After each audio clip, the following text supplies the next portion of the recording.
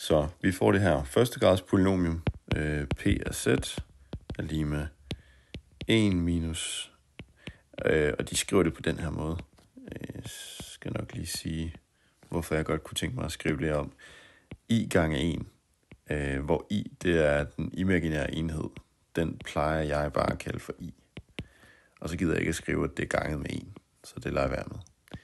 Så det her er altså vores polynomium. Det er et første grads polynomium, fordi at eksponenten på z, den er højst 1. Havde der for eksempel været noget med z i anden, så havde det været et anden grads polynomium.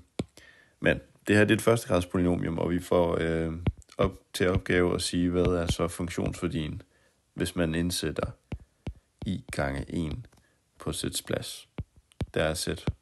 Hvis vi sætter z til at være i gange 1, og endnu en gang vil jeg hellere skrive det som bare i, jamen så er det simpelthen bare at sætte det ind i funktionsværdien, eller så får man funktionsværdien ved bare at sætte i ind på z's plads her.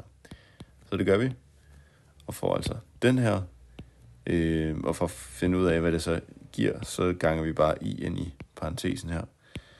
I gange 1, det er selvfølgelig bare i, og så minus i gange i, det er med andre ord også i anden.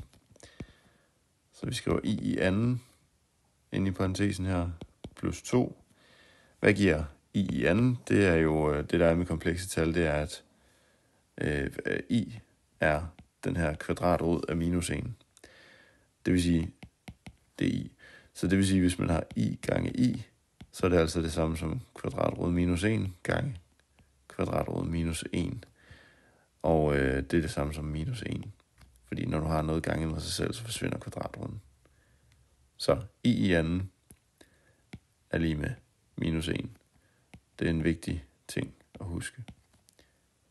Derfor skriver vi i stedet for i anden her bare minus 1 ind i parentesen der, plus 2, og får så i plus 1, fordi minus og minus går ud med hinanden.